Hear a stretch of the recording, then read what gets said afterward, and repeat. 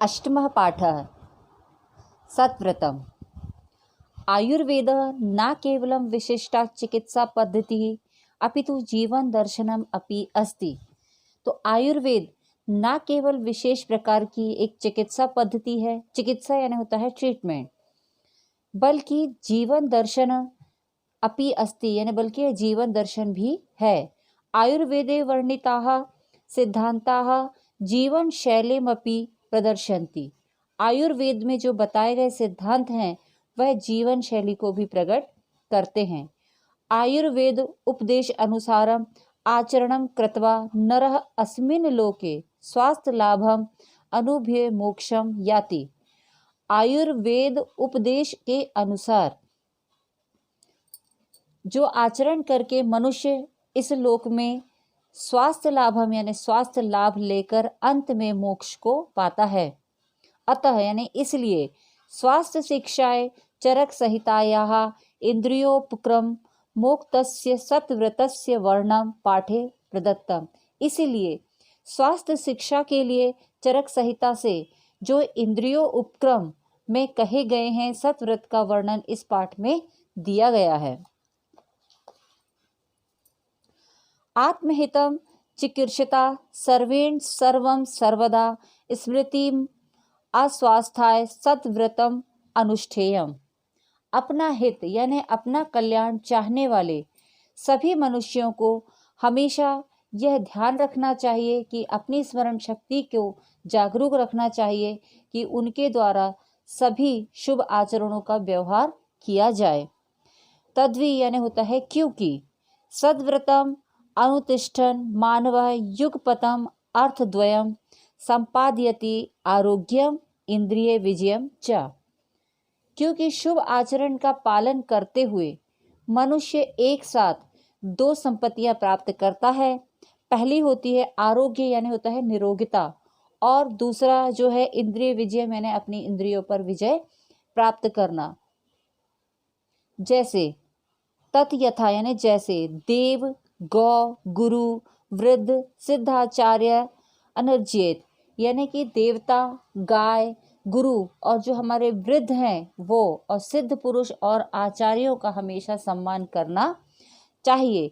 नानृतम ब्रियात, कभी भी झूठ नहीं बोलना चाहिए। नान्य स्वमाददीत, और दूसरों का धन भी नहीं लेना चाहिए। न वैरम रोचियेत, न शत्रुता अच्छी लगे।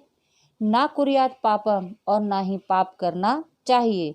ना पापे अपि पापी स्यात्, और ना ही पाप करने वालों का साथ देना चाहिए। मतलब जो पाप कर रहा है उसका भी साथ नहीं देना चाहिए या फिर पाप का व्यवहार नहीं करना चाहिए। ना निर्दोषान ब्रियात, ना दूसरों को के दोषों को बताना चाहिए। ना ने हर हस्य माग मयेत, और ना दूसरों की जो रहस्य यानी कि गुप्त बातों को जानने का प्रयास करना चाहिए। ना द्रुम आरोहित, द्रुम यानी होता है वृक्ष, तो ना पेड़ पर चढ़ना नहीं चाहिए। ना जल अग्र वेगम अवगाहित, और ना ही पानी के तो वेग यानी तेज बहाव में नहाना नहीं चाहिए। न च्ये हर्षेत, और ना जोर जोर से हंसना नहीं चाहिए। ना अनावृत मुखो जिह्वाम क्षयुम हास्यम व प्रवर्तित, और मुख खोले हुए जम्हाई लेना छींकना या हंसना नहीं चाहिए। ना दंतान विघटेत, दांतों को कटकटाना नहीं चाहिए। ना नखान वाद्येत, नाखूनों को भी बजाना नहीं चाहिए। ना एकः शून्य गृहम ना च अटवीम अनुप्रविशेत, और अकेले व सुनसान घर में और ना वन में जाना नहीं चाहिए। मतलब जहाँ पर जो अनजान जगह हो वहाँ पर नहीं जाना चाहिए। नोक्त में विरुद्धेत, और महापुरुषों का विरोध नहीं करना चाहिए। ना अवरानुपासित, और ना नीचों का समर्थन करना चाहिए।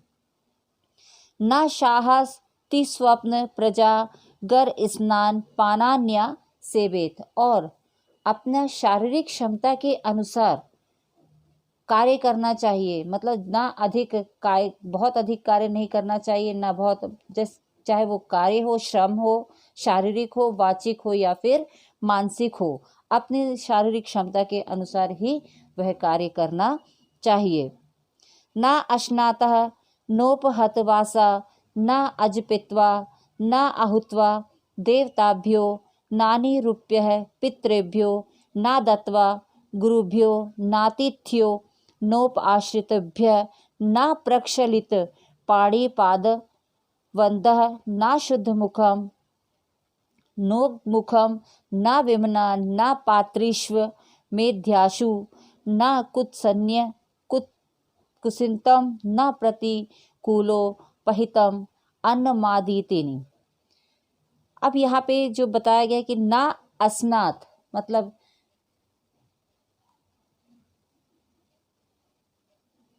ना अधिक शयन करना चाहिए, ना उपवासा और ना ही अधिक जागरण करना चाहिए, ना अधिक स्नान करना चाहिए और ना ही अधिक पानी या मदिरा का पान करना चाहिए। मतलब बहुत अधिक पानी भी नहीं पीना चाहिए और बहुत अधिक मदिरा का पान भी नहीं करना चाहिए और ना अधिक भोजन करना चाहिए। बिना स्नान किए, बिना शुद्ध वस्त्र धारण किए हुए और बिना गायत्री आदि मंत्रों का जप किए, बिना होम किए, बिना देवताओं को अर्पण किए और बिना माता पिता को भोजन कराए गुरु अतिथि उपस्थित हों तो उन्हें और अपने जो आश्रित हो जैसे नौकर या फिर परिवार आदि में जो रहते हों उनको बिना भोजन कराए भोजन नहीं करना चाहिए और बिना हाथ पैर धोए, ये ना शुद्ध मुखम यानी बिना हाथ पैर धोए, नोदमुखम और अशुद्ध मुख से, बिना उत्तर को मुख किए, बिना मन के मतलब जब मन नहीं होता है अगर खाने का तो नहीं खाना चाहिए, या उदास मन से मतलब दुखी मन से भी खाना नहीं खाना चाहिए। ना अपवित्र पात्रों में यानी कि गंदे पात्रों में भी भोजन नहीं करना चाहिए और न निंदा करते हुए मतलब किसी की बुराई करते, जब आप भोजन कर रहे हो तो उस समय भी किसी की बुराई यानी निंदा नहीं करना चाहिए। ना निंदित ना प्रतिकूल और ना किसी की निंदा करना चाहिए और ना ही जो बुराई से दिया हुआ जो भोजन है वह भी नहीं करना चाहिए और शत्रु के द्वारा जो दिया गया भोजन है उसको भी ग्रहण नहीं करना चाहिए। ना नक्तम तथा बुभुक्षित और रात में दही नहीं खाना चाहिए। ना स्त्रियम जानियत स्त्रियों का अपमान नहीं करना चाहिए। ना संध्योर ना मुखाग द्व गुरोर ना पतितम यानी संध्या के समय अध्ययन नहीं करना चाहिए और गुरु यानी गुरु के मुख से जो निकली हुई विद्या ना हो और यानी गुरु ने जो चीज़ नहीं बताई है या फिर हीन वर्ण से जो विद्या का अध्ययन हो ऐसे उसका अध्ययन नहीं करना चाहिए।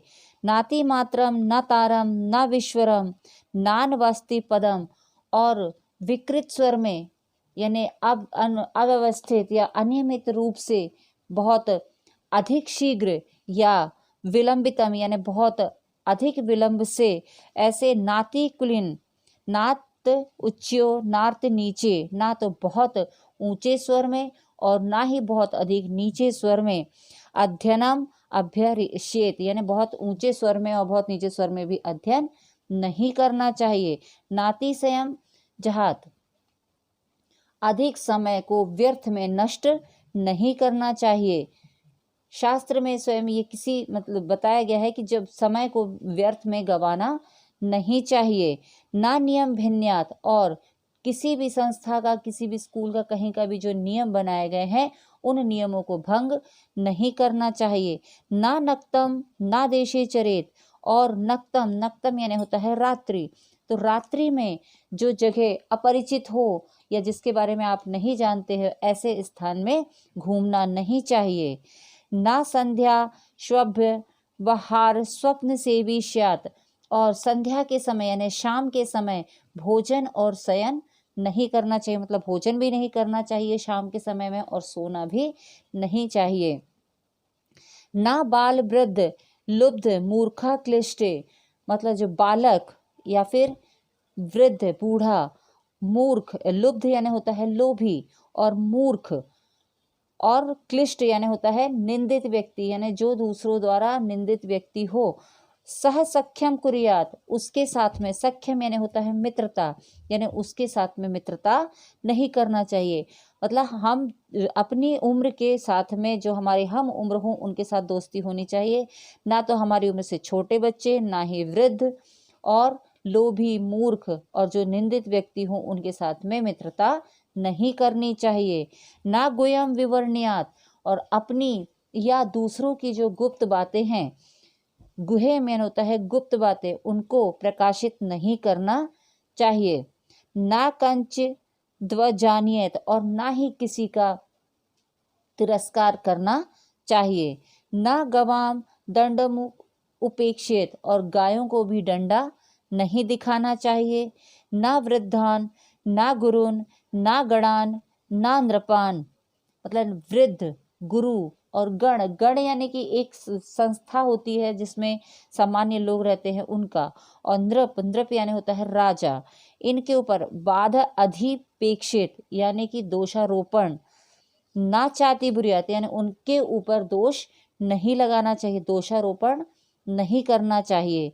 ना बांध, बांध यानी होता है, ये बांध यानी भाई, बांध व अनुरक्त, अनुरक्ति यानी होता है प्रेम, तो भाई बंधु हों या फिर जो हमारे प्रेम करने वाले हों उनका कृक्ष द्वितीय गुहे ज्ञानम बहिष्कुर्यात, यानी उनका आपत्ति काल में सहायता करने वालों का, यानी अपने भाई का, प्रेम करने वाले जो हैं उनका, और आपत्ति काल में जो हमारी सहायता करने वाले होते हैं, तथा अपनी बातों को, जो गुप्त बातें हैं उनको जानने वाले व्यक्तियों को अपने घर या संस्था से या संपर्क से अलग नहीं करना चाहिए। क्योंकि जो हमारी गुप्त बातें जानते हैं और अगर आप उनसे बाद में उनको घर से निकाल दोगे या उनसे दुश्मनी लोगे तो वही आपकी जो गुप्त बातें हैं वो प्रकाशित कर देते हैं।